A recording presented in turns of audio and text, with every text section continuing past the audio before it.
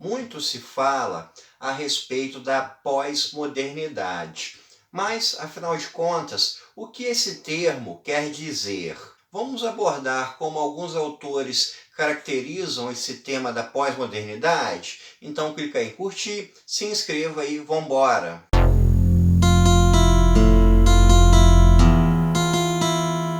Antes da gente fazer essa abordagem acerca do que alguns autores pensam a respeito de pós-modernidade, vamos tentar pensar, definir uma cronologia, como essa divisão de modernidade e pós-modernidade costuma ser feita. Normalmente se coloca como pós-modernidade uma mudança nos padrões de um período da humanidade conhecido como modernidade, e essa mudança costuma ser definida como ali por volta da década de 1960, 1970, 80, com uma série de redefinições do funcionamento das sociedades por diversos aspectos diferentes. E é justamente sobre esses aspectos diferentes, sobre essas muitas abordagens, que a gente vai falar agora. Primeiramente, vamos falar sobre o Daniel Bell.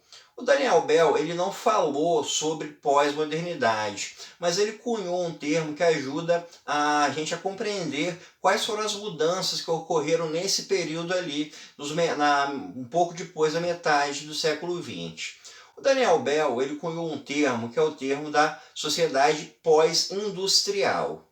A sociedade pós-industrial seria aquela que ultrapassaria o período da industrialização e a principal forma de produção estaria no setor de serviços. Dessa forma, você teria toda uma redefinição do funcionamento das sociedades. A modernidade teria se construído em cima de um modelo industrial, e por esse modelo industrial a gente teve uma construção de modelos de trabalho, de relacionamentos, de política, de convívio, etc. Então, a partir do momento em que a gente tem uma mudança para uma sociedade pós-industrial, para uma sociedade de serviços, tudo isso também muda. Então, os padrões para uma pessoa entrar no mercado de trabalho, a moeda de valor que começa a ter maior presença nessa sociedade é o conhecimento, é a informação. Então a gente pode pensar uma sociedade pós-industrial também como essa era da informação, e todas as relações então são alteradas. As pessoas vão trabalhar em áreas de serviços, aquele modelo de trabalho em fábrica, de trabalho industrial, ele começa a se perder, as relações de trabalho se alteram, a participação dos sindicatos se altera, então a gente tem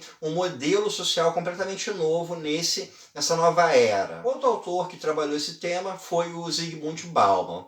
O Bauman, que talvez seja o mais conhecido dos autores a respeito dessa temática de pós-modernidade, não utilizava esse termo pós-modernidade ou pós-moderno. Ele utilizava o termo modernidade líquida. Por quê? Ele partia do princípio que você teve uma construção social que seria uma modernidade sólida, um modelo sólido de sociedade, onde todas as relações sociais eram bem definidas de uma forma rígida, e isso mudou e passou a existir, então, relações que seriam mais fluídas, que seriam mais líquidas. O Bauman ele retrabalha uma ideia do Freud de que a construção da modernidade se deu através da necessidade da humanidade abdicar um pouco da sua liberdade para ter mais segurança, e com essa segurança então você conseguiria ter de fato uma formação de uma civilização.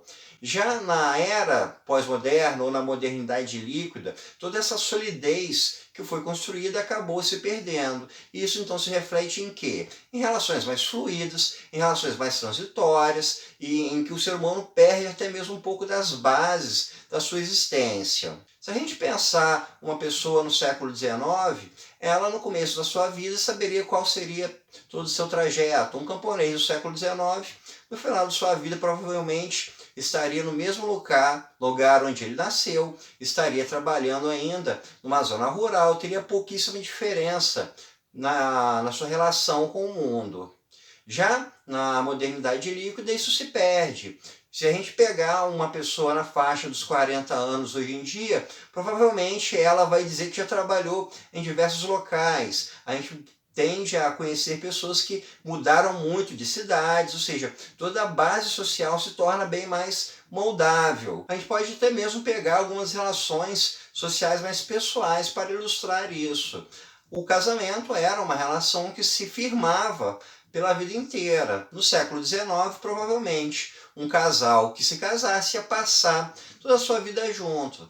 Já nos tempos atuais, isso aí já não funciona dessa mesma forma. Esse tipo de relação social, como o casamento, ela é muito mais fluida. Ela não tem a mesma solidez que tinha há algumas décadas ou alguns séculos atrás. Já o Jean-François Lyotard parte do princípio que a modernidade foi construída em cima de uma série de metanarrativas. As metanarrativas são justamente narrativas que vêm a priori de toda a sociedade, como a religião, como os valores de ordem, de moral, de política, de socialização e etc. Na pós-modernidade, então, aconteceria de que essas metanarrativas seriam perdidas e o ser humano então viveria num mundo com um pouco menos de base. Há algumas décadas a gente poderia pensar que toda a base de valores de um ser humano seria construída no seu bairro, seria construída na sua família, na sua igreja, na sua escola. Já nos tempos atuais a gente tem uma mudança nessa percepção. Muitas ideias, muitos valores são construídos, por exemplo, através da indústria da mídia, através da internet, através de uma série de outros focos, de outros polos que não são mais aqueles mesmos da modernidade. Gostos, pensamentos, formas de relacionamento, tudo isso então tem uma forte alteração. Elas não são mais formadas na mesma base como era antigamente. Já o sociólogo David Harvey parte do princípio que o projeto da modernidade é um projeto de racionalização da existência humana. O que se pretendeu com a modernidade foi criar uma forma de sociedade que fosse baseada em modelos racionais. E isso foi construído a partir do século XIX. O modelo como cidades são construídas, como as relações são construídas, então teria uma forte relação racional. Uma relação de trabalho, por exemplo, seria uma relação baseada em contratos. Uma cidade, um bairro, tudo passaria por um modelo de racionalização para que tudo funcionasse de uma forma coesa, de uma forma ordeira. A ocupação de um bairro, por exemplo, se passaria através de uma regulamentação dos terrenos, teria uma série de processos como ter saneamento básico, encanamento, eletricidade, ou seja, a vida seria racionalizada para que ela funcionasse. Um modelo muito clássico no Brasil com relação a esse projeto de racionalização seria a capital federal, seria Brasília. Foi uma cidade toda planejada de forma racional para que o ser humano pudesse habitar nela. E na década de 1960, 1970, o David Harvey aponta que acontece uma série de mudanças, principalmente de bases econômicas, que vai fazer com que toda essa estrutura de racionalização se perca. Todo esse projeto de uma humanidade movida por um racionalismo se perde. Então, a pós-modernidade seria uma nova forma de sociedade que viria após a perda desse modelo de racionalização da existência. Outros dois autores que não são também caracterizados por essa ideia de pós-modernidade, mas que podem ser observados a essa luz são o Antônio Nigri e o Michael Hardt. Os dois autores trabalham uma ideia de que ao longo do século XX você teve a primazia da imanência em cima da transcendência. Eles colocam que isso é fruto de um longo processo histórico. Toda a história da humanidade, o ser humano viveu sob uma perspectiva transcendente e a imanência, a partir do século XIII, começou a se fortalecer, a se fazer cada mais presente, até no século XX ela ultrapassar a transcendência. A transcendência parte do princípio de que tudo aquilo que o ser humano almeja, tudo aquilo que ele pode alcançar, por exemplo, as suas ideias, os seus valores morais, as suas crenças, tudo isso estaria numa instância que estaria acima dele, que estaria numa instância transcendental.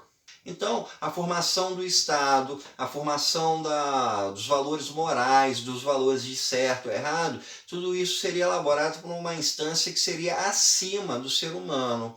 Já a imanência parte do princípio de que tudo aquilo que o ser humano compreende, tudo aquilo que ele desenvolve, está em si mesmo e não em uma instância superior a ele. Então, com a prevalência da imanência, você vai ter um modelo social, você vai ter um comportamento humano mais voltado pelo eu, pelo individualismo. As noções de ordem, de certo, de errado se tornaram noções muito menos construídas por uma transcendência, muito menos algo que o ser humano vai alcançar fora de si, do que algo que ele próprio desenvolve. Então, dessa forma, a gente vai ter uma sociedade em que o ser humano vai criar sua relação com o mundo muito mais baseado em normas que ele próprio desenvolve, que estão inerentemente a ele, não algo que ele vai alcançar em outro local. Por último, vamos falar do Néstor Canclini, que também não é um autor necessariamente que abordou a pós-modernidade, mas ele faz uma citação bastante interessante